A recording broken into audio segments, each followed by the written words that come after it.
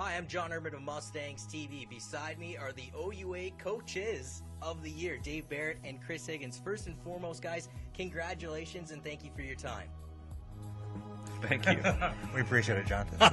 24 games during the regular season, 20 wins, 1 regulation loss, 4 losses overall. Clearly there were a lot of highs, but kind of a quirky question. Were there any lows, or do you find like there was any difficult parts from the coaching perspective putting into this amazing team? Well, actually, we were just talking beforehand, and a continuing problem for almost any varsity team is getting everybody out to practice. At Western, academics comes first, and so we've got a lot of girls 2 or 3 almost every practice that are away. So for us to work our systems in, it's always a juggling act, and but we've made it work. Simply, is there a difference in coaching style or the approach from men's to women's university hockey?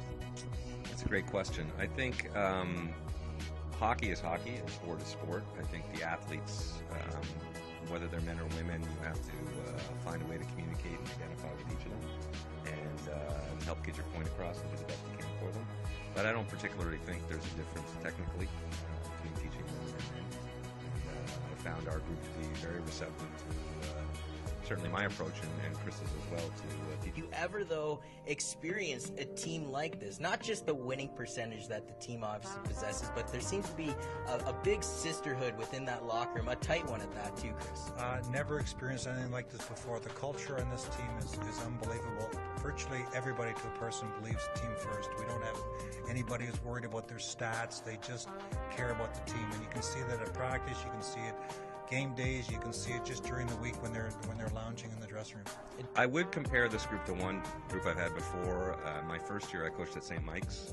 We had a very young group that just loved playing with each other, and because of that love for each other, they really worked their tails off and they had a lot of success. This group is similar. They enjoy coming to the rink together. They all get along. There doesn't appear to be any cliques within the dressing room, and hence their passion for each other and their love for the game comes through in the way they play for each other as well as for their logo in the sweater. For what I gather there, that the true success within hockey is having an overall team atmosphere, including everyone within the locker room. The 2 goals that you set out at the beginning of the season were beat Guelph and make it to nationals. You've done both of those, but obviously Guelph has thrown I would say a little monkey wrench in your plans, in the sense that despite you get both of your accomplishments down, now you face Guelph for the OUA championship. It's almost ironic that those were our 2 goals, and we're seeing them on Saturday. They're a very, very good team. We're going to focus ourselves this week on the OUA championship. We're not going to give nationals a second thought until Sunday morning. Then we'll wake up and say that's our next goal. So it's Guelph this week. What do you think the team did so well in those 2 regular season contests and will look to build upon in the championship game?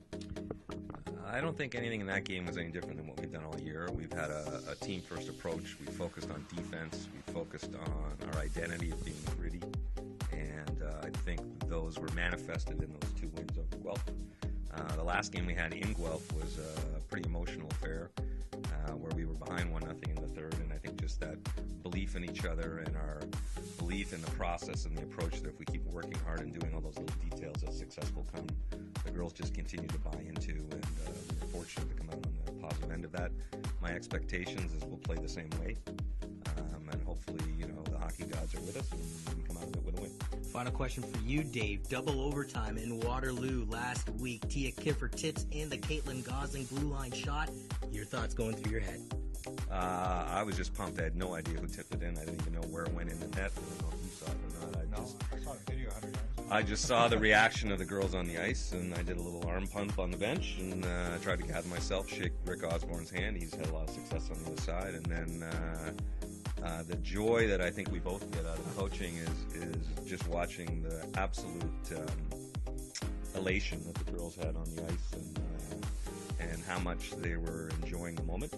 And we told them in the dressing room to cherish that moment, because you don't have them that often, and to really look around the room and remember the people that were here, because it was a wonderful moment for them, and I had a tear in my eye just watching how joyful they were.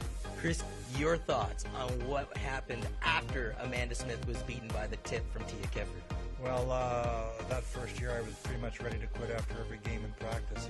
It was an awful year. I've never experienced anything like it. I wasn't prepared for the kind of culture that I came into.